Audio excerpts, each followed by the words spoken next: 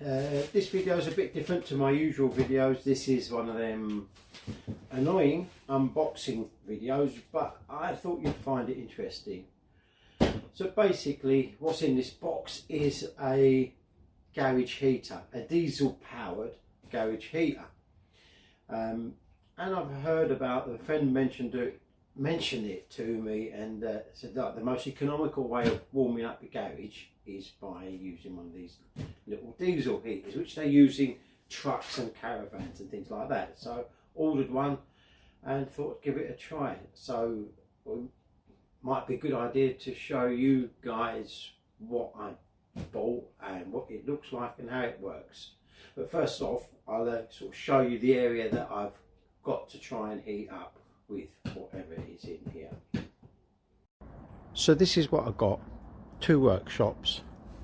That one is where I do all my watches and clocks and little crafty bits and pieces, and this one is the one where I make stuff, like the kind of man cave sort of thing.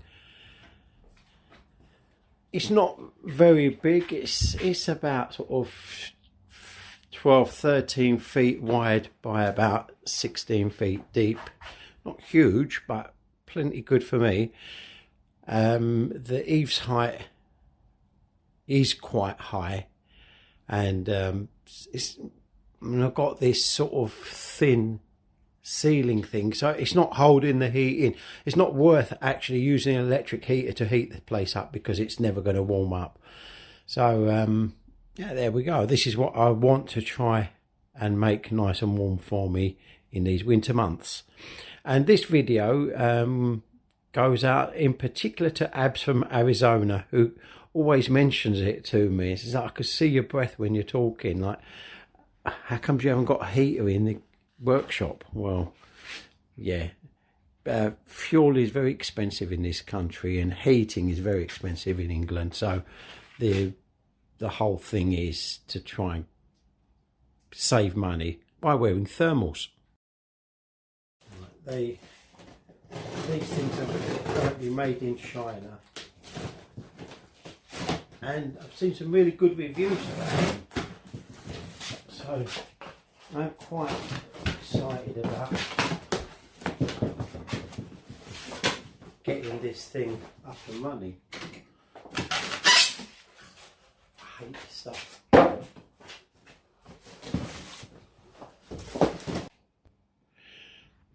So here's the heater unit, and beneath there looks like we've got the diesel tank,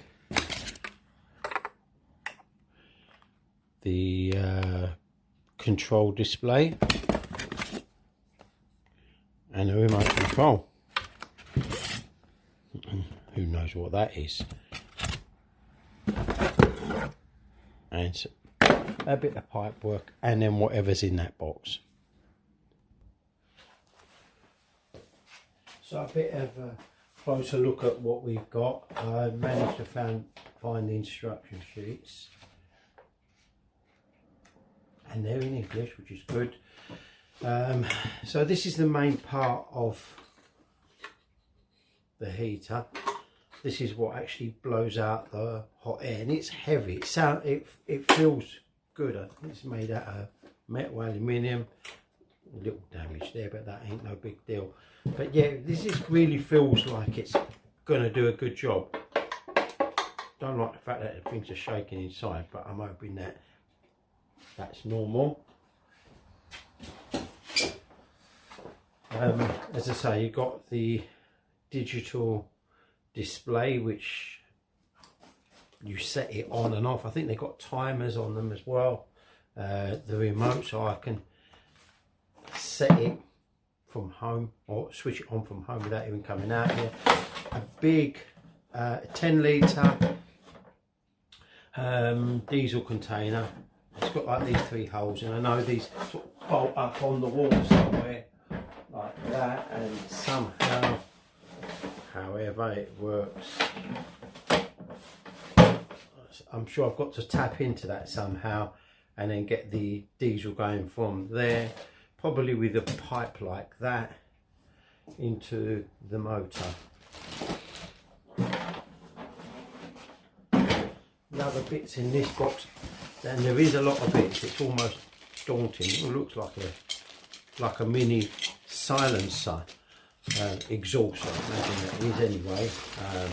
Circuit, cable ties, splitter. Maybe you can split the heat to come in two directions, and that's going to come in handy for another reason for me. Wiring, more exhaust pipe, these flexi hoses, I'm sure, so you can, obviously they go on there somewhere, and that must come off the back of the motor.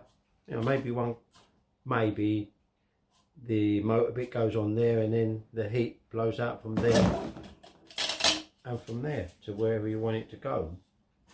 Maybe, I'm guessing at the moment, but yeah, there are quite a lot of bits, but it doesn't look like it's that complicated. So what I'm going to do is have a little read through the instructions and decide where I want to mount this thing, because I haven't really got a lot of free wall space to mount the actual unit, being that it's quite a large thing. I'm going to want to put it somewhere which is stable. Now, if this is the exhaust, which I imagine must go on there somehow, I'm going to have to vent the exhaust fumes outside. So this is going to have to be on a wall where I can put an exhaust, drill a hole and put an exhaust on. So it's going to take a little bit of a thinking about. I'll come back to you once I've come up with a plan. So looking around my workshop, and there isn't anywhere great that I can really put it. And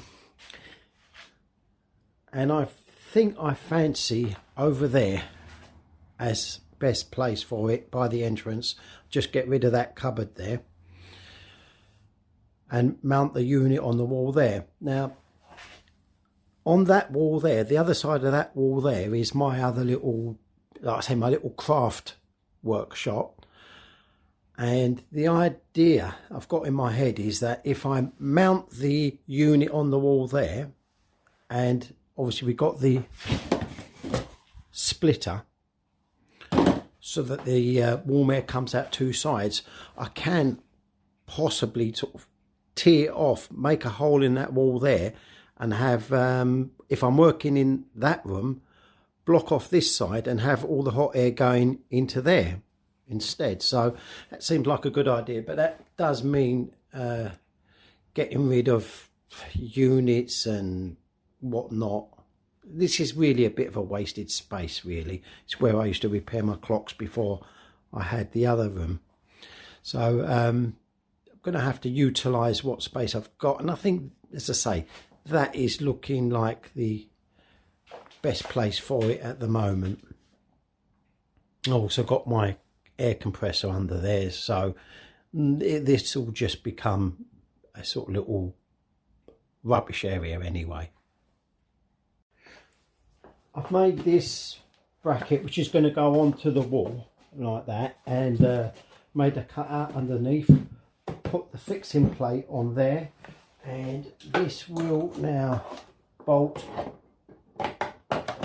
into there like that, and the whole assembly will go up on the wall, which will be the next thing you'll see. So here's where it's going to finally sit. I've just sat the heater on there provisionally to make sure that it all sits up there nicely.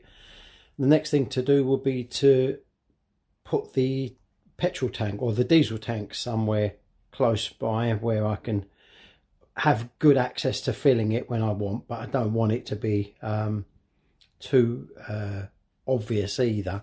So I may just put it somewhere beneath that table if the idea works.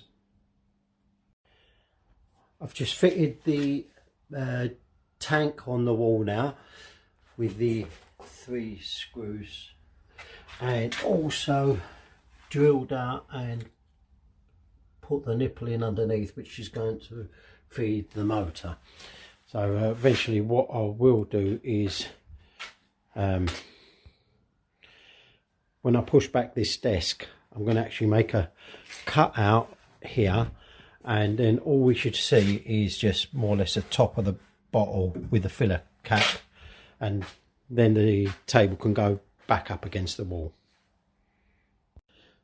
This is where I'm at so far. As I say, the tank connected. I've added the fuel filter. You see the wire coming up there to the little pump, and then joined the pump up to the underside of the motor. I've just drilled a couple of holes here for the exhaust and the air to go in. Just my sheer bloody luck, I've drilled them at the height where you can't maybe see that there. Drilled them at the height of where the reinforcement is of these this is a precast garage, so that's going to be a bit of a git because there's going to be wires in there when I go to cut the main holes out. But I'm sure I'll get through it somehow. Oh, done it. That was tough, but straight through there. Lucky enough, the diamond cutter managed to cut through the bars of metal that are in there. You can see that. Oh, and my wife doing her hair. It's like a little spy scope.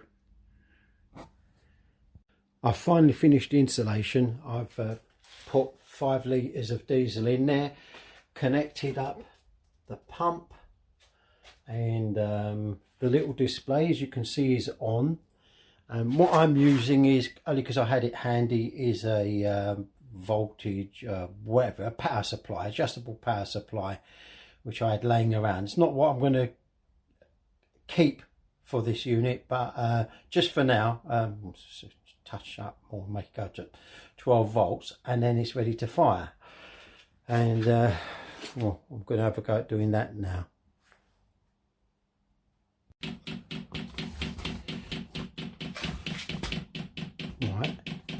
Right, I'm now priming up the pump, as you can hear it clicking away, and what that is doing is,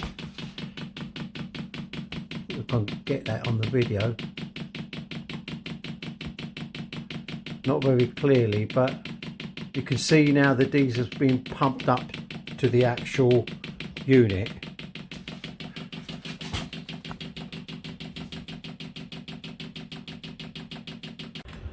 I finally got it working, I think. The thing seems to be staying steady. I've had problems with it switching off when it shouldn't do. Literally turned it on and it would turn itself off. But what I've done is, on my voltage machine here, I've stepped up the voltage to 12.5, and that seems to be working properly now. You can hear it, it's quite loud. I've got it on the highest setting at the moment. You might be able to hear the little pump thing working away. There's certainly a lot of air coming out of that, and that's warm. That's coming out really warm. And you can see here now, this dial, it's gone up to green, and I think it goes up to red, which is when it's hitting its proper pressure. Meanwhile, on the outside, nightmare. There's too much fuel in the system. I think it's when I primed it up, I over primed it, so too much fuel went into the actual machine. That apparently eventually just wear off and go away. But you know what? The amount of air that's coming out of here, I could see how this would heat up this workshop in no time. There you can see it's gone up to the red bar now. There might be another red bar after that. The air here is sort of genuinely like hot now. yeah, all in all, after a lot of heartache, I was even out here at 11:30 last night, head scratching, trying to work out what the hell is going on with this thing, when all along it was, this power supply was a little bit low. I then also switched to using this thing, which is a 12-volt supply, but obviously hasn't got the ampage. I have meanwhile also ordered something off of eBay, which is a 12-volt 30-watt power supply. I don't know, it's just something I saw on one of the forums, and that'll probably make it run even better. But oh yeah, that's really working good there. Really happy with this. This is going to be a great addition to my workshop. And Ab from Phoenix, Arizona, I've now got a warm workshop. You keep telling me, I don't know how you're working in that cold workshop. I'm going to be working in an Arizona workshop from now. So cheers to you, mate. Here, just to show you, the exhaust fumes have cleaned up now. So what I'll have to do is tidy this little unit up. That's actually burning hot. You could fry an egg on that. Got to tidy that up, and maybe I might get a little cage to put over it so no one accidentally touches it. It's really powerful, the amount of air coming out from that. And this is set at 35 degrees at the moment. It's 120 quid, and really good value for money, and it's really warming up in here. So Martin, good one for your boat, mate.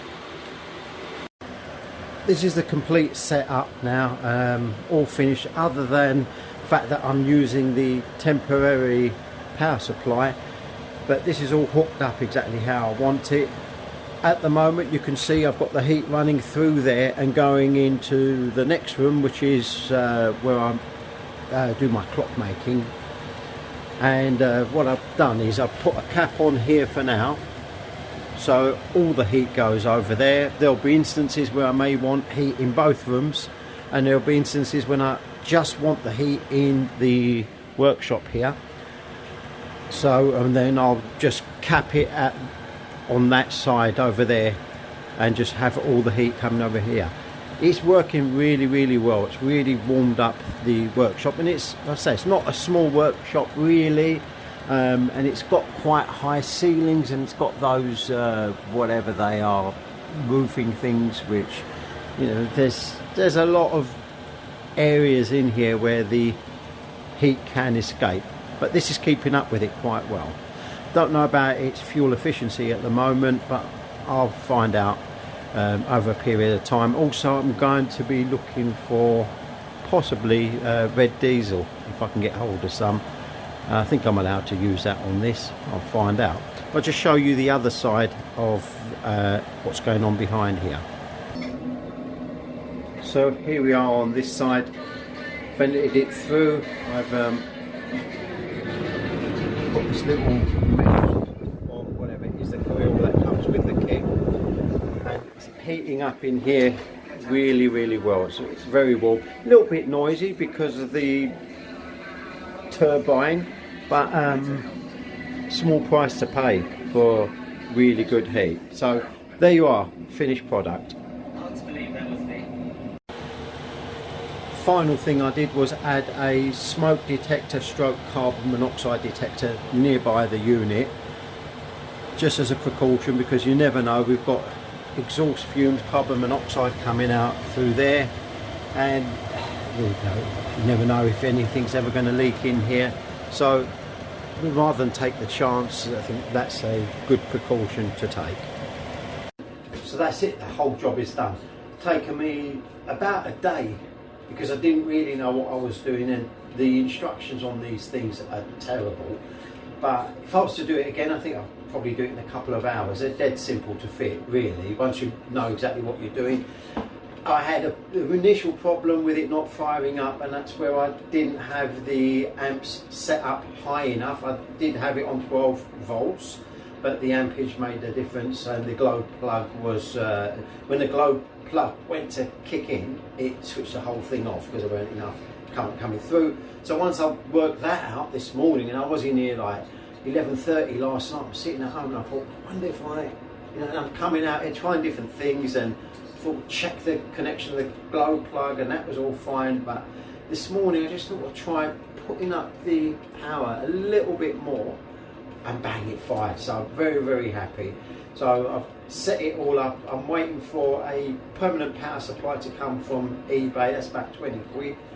And then I'm done and dusted with that, and it works really well. I mean, in this smaller room, the clockmaking room, it's actually really hot, and I've just turned the temperature down on that thing quite a lot now, because it's going to become like my mate Abs in Arizona. He's got a nice workshop and it's always warm in there, and he's always saying how cold it is for me, and like, why haven't you got heaters? Well, heating's expensive in this country, as I said earlier. So hopefully with this it won't be as expensive. I'm going to look at seeing if I can get hold of red diesel. If it works, I'll check on the forums and see if that's okay to use, because that'll bring the price right down. I think we're about £6 for a gallon of diesel at the moment, so if I can get that price down as well, all the better. So I'll be winning all round. So hope you've enjoyed the video and learned something from it. I learned something from it again. I'm always experimenting. Everything I do is just me experimenting. And leave your comments below. Thank you. Don't forget to like and subscribe.